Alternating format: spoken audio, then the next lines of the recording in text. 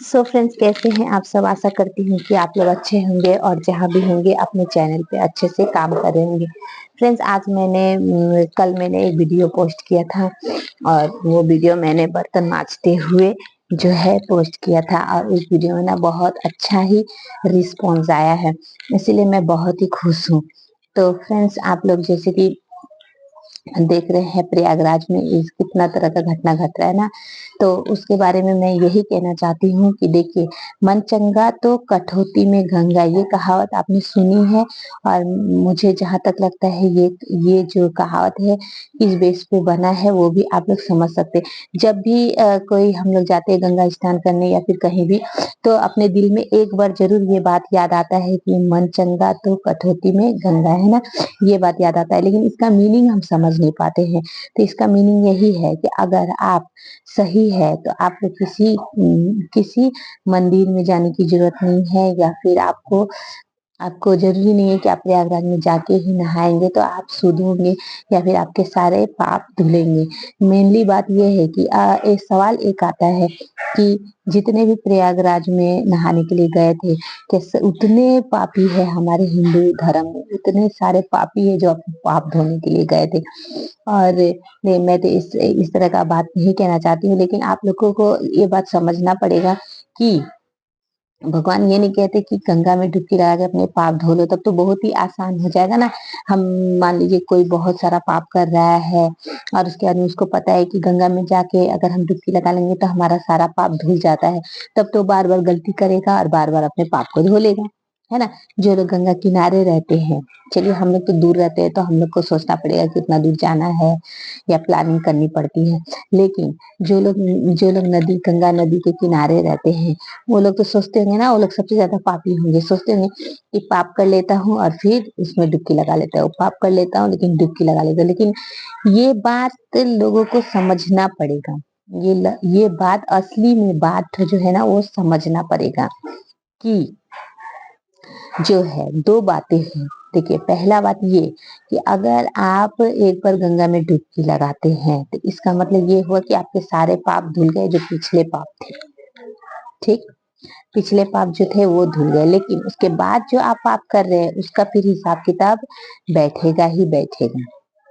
ठीक है। और दूसरी बात ये है कि आपको, अगर आप पाप कर रहे हैं, हमारे हमारे हाथों से बहुत सारे पाप आए दिन होते रहते हैं, तो अगर आप इस तरह का पाप कर रहे हैं तो इसके लिए आपको क्या करना होगा कि रोज जो है आप कुछ अच्छा काम भी कीजिए। पाप के साथ कुछ अच्छा काम कीजिए। मतलब जैसे कि किसी से बुरा बर्ताव मत कीजिए, या फिर जो है चिड़िए को खाना खिलाइए, या फिर मतलब दान दीजिए, ये सब करना पड़ेगा। भगवान का पूजा अच्छा से करना पड़ेगा। मेरी वजह से किसी का दिल ना दुखे, ये चीज ध्यान रखना पड़ेगा। अगर आज पूरा दिन में ये चीज एकदम अपने आप को फोकस रखना पड़ेगा कि आज 24 घंटा मुझे जो बिताना है, सुबह से जो उठे हैं तो एक एक घंटा में याद कीजिएगा कि एक एक मतलब मेरा जो है अभी तक का 1 घंटा वही सही गया है। मैंने किसी से कुछ भी अपशब्द नहीं कहा है, किसी का शिकायत नहीं किया है। ठीक है। तो देखिएगा ना कि आपका पूरा दिन में आप नोटिस खुद करेंगे कि आपका मन छटपट करेगा, आपका मन विचलित होगा कि मैं जो है इसके बारे में कुछ बताना है। तो आप किसको बताएंगे? आपके हो सकता है कोई रिलेटिव होगा जिससे आप बहुत ज्यादा टच में होंगे, उसको उसका शिकायत करेंगे, या फिर कोई पड़ोसी होगा जिससे आप दिल का हर बात करते हैं तो आप उस दिन भी जाएंगे उसको बताने के लिए कि वो ऐसे क्या वैसे। लेकिन नहीं, जरूरी है आपको बताना ही है तो आप नहा धोआ के भगवान के पास बैठ के और वो सारा बात बोल दीजिए। आज से प्रण कर लीजिए कि मेरा जितना भी भगवान ही, एक्चुअली हम लोग भगवान के सामने सारे बात क्यों नहीं करते हैं, पता है इसका पीछे का रीजन? इसका पीछे का रीजन ये है कि वो हमसे बात नहीं करते हैं। ये हमें लगता है कि हम सिर्फ बोलते जा रहे हैं। आप किसी से भी अगर आप बात कर रहे हैं और वो आपके बातों का जवाब नहीं दे रहा है तो आपको बात करने में मजा नहीं आएगा, क्योंकि आप सोचेंगे कि हाँ, मेरा हाँ में हाँ क्यों नहीं मिला रहा है। क्योंकि आजकल सभी चाहते हैं कि मेरे हाँ में हाँ मिला है। तो लेकिन भगवान जो है सिर्फ आपकी सुनते हैं, सिर्फ आपकी सुनते हैं, मेरी सुनते हैं, हर किसी का सुनते हैं, लेकिन बोलते कुछ नहीं है, चुपचाप रहते हैं। तो लेकिन उनका जो चुपचाप है वो देखिए, इससे भी हमें सीखना चाहिए। भगवान भी चाहते तो इंस्टेंट, अब हम मैंने मेरे मेरे लिए कोई कुछ गलत किया है ना, तो मैं उसके बारे में भगवान से शिकायत कर रही हूँ कि भगवान उसने मेरे साथ ऐसा बुरा बर्ताव किया, तो आप उसको जरूर सजा दीजिएगा। तो भगवान के लिए सब एक बराबर है। अगर हम सोचेंगे कि भगवान मेरे कहने पे उसको सजा देंगे, 10 दिन हो गया अभी तक उसको सजा क्यों नहीं दिए, तो इसके पीछे समझना पड़ेगा जो भगवान की नजर में वो शायद सही है, हमें जो गलत दिख रहा है शायद वो सही है, या फिर कुछ दिन और वेट कर रहे हैं, जरूर उसको सजा और थोड़ा बाकी है, अगर वो काम वो कर लेता है तो फिर उसको सजा मिल जाएगी। लेकिन हम लोग क्या करते हैं, हम लोग सोचते हैं कि भगवान हमारी सुने और हमारा ही करे। नहीं, भगवान मेरा भी सुनते हैं, हो सकता है मैं जिसके बारे में बोल रही हूँ वो भी बैठ के मेरे बारे में उल्टा बोल रहा होगा, तो फिर भगवान तो ऐसे कंफ्यूज हो जाएंगे ना। इसलिए भगवान विचार करते हैं, देखते हैं कि असली में कौन सही है। जो सही है भगवान उसका ही साथ देते हैं और सामने वाले को सजा देते हैं। ठीक है, तो इसके लिए हमें इंतजार करना पड़ता है भगवान जी का। भगवान जी पर अगर विश्वास है, मुझे पूरा विश्वास है, मैं मंदिर उतना नहीं जाती हूँ और मैं कहीं भी नहीं जाती हूँ, मैं मेरा घर में जो मंदिर है उसी को मैं अपना मंदिर समझती हूँ, अपना समझती हूँ कि वही है मेरे लिए हर चीज। भगवान, देखिए अभी घर में माँ बाप है ना, मैं अपने माँ बाप का इज्जत नहीं करूंगी और पड़ोस में किसी का माँ है उसको जाके ओहो आदर उधर करूंगी, तो ये सही नहीं है ना। माँ तो माँ है, अपने वाले को आप धुतकार रहे हो और दूसरे वाले को अपना रहे हो, क्यों? क्योंकि आप उसके नजर में अच्छा बनना चाहते हो। ठीक ना, तो ये चीज गलत है। इसीलिए मैं अपने मेरे घर में जो भगवान जी है, मंदिर में जो भगवान जी है, मैं उसको ही मंदिर मानती हूँ। और मुझे कोई दुख होता है तो मैं उनसे शेयर करती हूँ।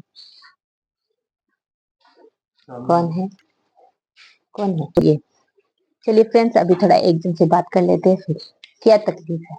कल आप दोपहर को आके इतना चिल्ला रहे थे, हम पूरा नींद में थे, हमको कुछ भी समझ में नहीं आ रहा था कि आखिर में क्या हो रहा है, कौन है। हम आपको देख रहे थे ठीक, जो आप वहां गए थे ना, लेकिन हमको कुछ समझ नहीं आ रहा था, नींद में थे हम। बाप रे, कौन है कौन है, हम चिल्ला रहे हैं।